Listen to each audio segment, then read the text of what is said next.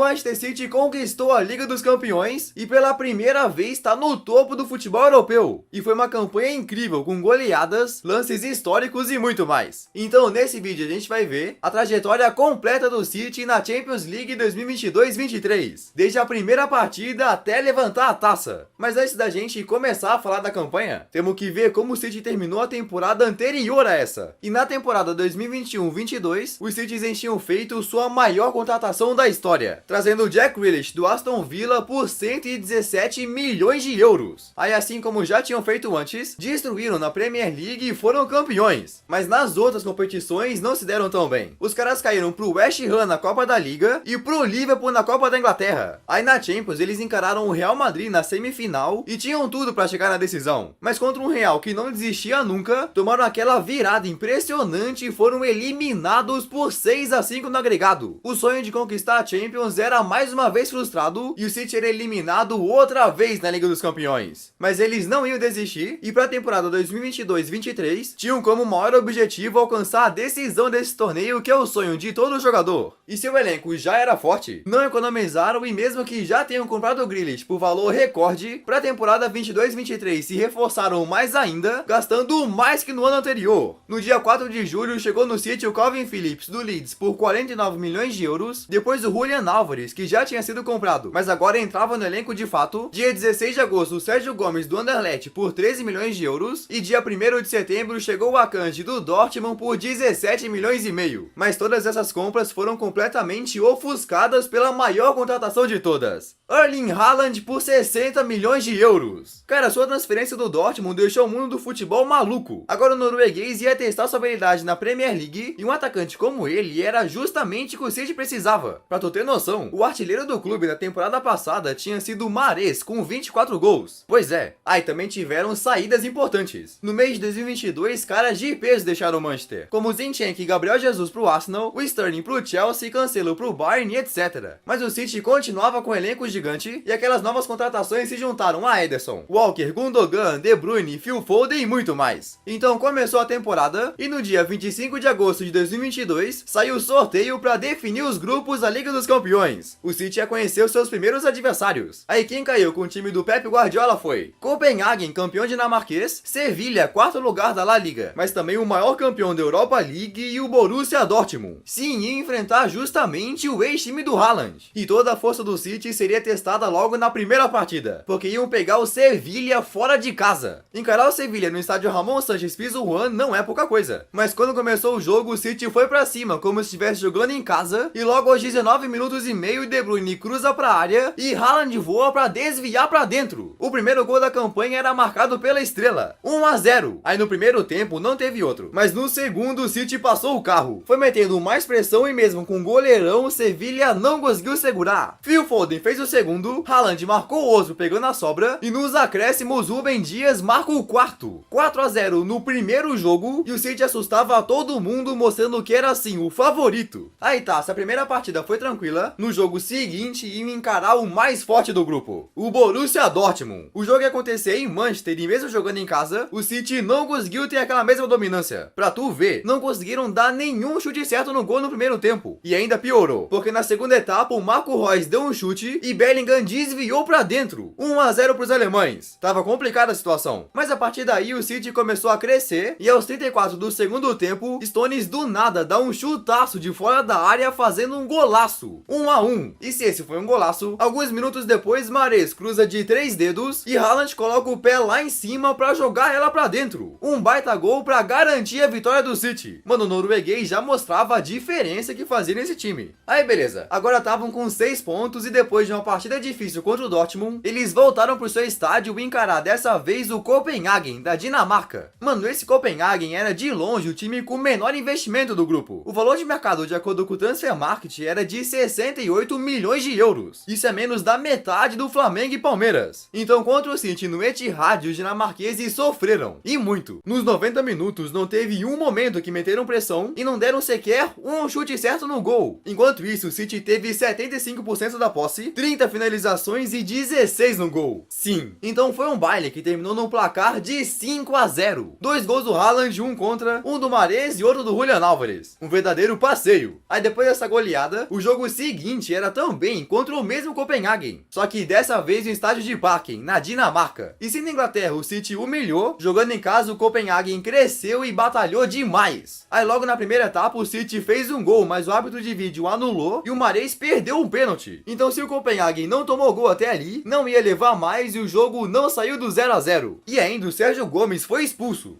E essa foi uma partida que o Guardiola poupou o Haaland. Tá explicado por que não saiu gol. Aí mesmo com o empate, o City garantiu vaga para as oitavas. O primeiro trabalho estava feito, mas ainda tinham que garantir a liderança do grupo. E o jogo seguinte ia ser decisivo para isso, porque iam encarar o Borussia Dortmund, dessa vez na Alemanha. Então era uma partida muito difícil e no primeiro tempo quem teve as melhores oportunidades foi o Dortmund, mas não conseguiram finalizar bem. Aí no segundo tempo o City melhorou e aos 11 minutos ganhou um pênalti para bater. Era a chance de matar o jogo, mas o goleiro Kobel pegou o chute do Mahrez. Ela continuava 0 a 0 e depois esse mesmo goleiro fez outras defesas importantes. Então o jogo terminou empatado de novo, mas o City garantiu a liderança do grupo. Aí para fechar a primeira fase, encararam Sevilha em casa e não foi uma tarefa tão fácil. Terminaram o primeiro tempo perdendo e parecia que ia ser outra partida sem vitória. Mas nos 45 minutos finais os caras foram com tudo e o Julian Álvares brilhou. Deu uma assistência pro Rico Lewis empatar, depois marcou para virar e deu outra assistência. Dessa vez pro Mahrez para terminar em 3 a 1. O Manchester City terminava a fase de grupos com a segunda melhor campanha. 4 vitórias, 2 empates e um saldo de 12 positivos. Ficando só atrás do Bayern de Munique, que ganhou todas as partidas. Então eles estavam mais uma vez no mata-mata da Champions e logo na sequência saiu o sorteio das oitavas. O Manchester City ia descobrir quem seria o seu primeiro adversário no mata-mata. Aí por terem terminado na liderança, iam pegar os times que tinham terminado em segundo nos outros grupos. E podiam encarar pedreiras ali, como o PSG e a Inter de Milão. Mas quem caiu contra o City era o Rasenballsport Leipzig, mais conhecido como RB Leipzig. E eles na fase de grupos por pouco não tinham terminado como líder, só um ponto atrás do Real. Era um adversário difícil, com Timo Werner, Forsberg e Gvardiol. E a primeira partida era na Red Bull Arena. Mas o City continuava sendo o favorito e no primeiro tempo mostrou sua força. Foi pra cima, meteu pressão e aos 27 minutos Mahrez abriu o placar.